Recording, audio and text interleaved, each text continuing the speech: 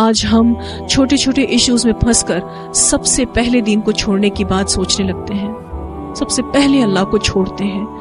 ہماری عبادتوں میں کمزوری آنے لگتی ہے اور اذکار میں بھی کمزوری آنے لگتی ہے، دین کے کاموں میں بھی کمزوری آنے لگتی ہے۔ ہم یہ کیوں نہیں سوچتے کہ جمع رہنا اور استقامت اختیار کرنا بھی سنت رسول صلی اللہ علیہ وسلم ہے، سنت استقامت اختیار کرنا بھی ہے، اور جب ہمارے سامنے دین اور دنیا میں سے کسی ایک کو اختیار کرنے کا موقع ہو تو دین کو چننا بھی رسول اللہ صلی اللہ علیہ وسلم کی سنت ہے، اور جو شخص دین کو چنے گا اللہ اس کو دنیا میں بھی سکون عطا کرے گا۔ یہ جو ہمارے فیصلے ہوتے ہیں نا، وہی ہمارے مستقبل کا تعین کرتے ہیں، اور یاد رکھیے گا اسی سے ہی ہمارا انجام جڑا ہے، اور کسی بھی چیز کو چننا، سلیکٹ کرنا ہمارا امتحان بھی ہوتا ہے۔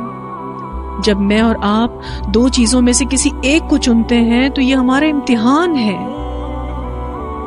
الحمدللہ اللہ کی توفیق سے ہم دین سے جڑ گئے ہیں، تو دین کا کام بائی چوائس ہونا چاہیے، مجبوراً نہیں ہونا چاہیے۔ بہت سے لوگ دین کو مجبوری کے ساتھ لیتے ہیں، مجبوراً دین پر عمل کرتے ہیں،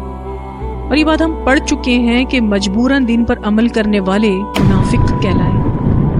جو صرف اور صرف مسلمانوں کی صف میں کھڑے رہنا چاہتے تھے۔ ان کو اللہ سے، دین سے، رسول اللہ صلی اللہ علیہ وسلم سے، قرآن سے کوئی محبت نہیں تھی۔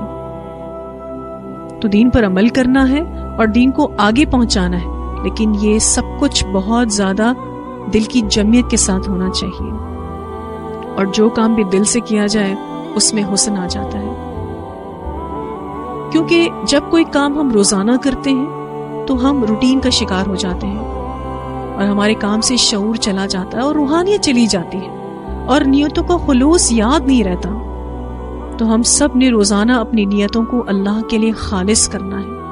روز یہ بات خود کو یاد کرانا ضروری ہے کہ ہم یہ کام اللہ کے لیے کرنے والے ہیں۔ اس کے لیے آپ یہ بھی کر سکتے ہیں کہ جب آپ مدرسے آ رہے ہوں اور مدرسے کی سیڑھیاں چڑھ رہے ہوں، اس وقت اللہ تعالیٰ کو یہ کہیں کہ یا اللہ تیرے لیے آئی ہوں، صرف تجھے خوش کرنے کے لیے، صرف اور صرف تیری رضا کے لیے۔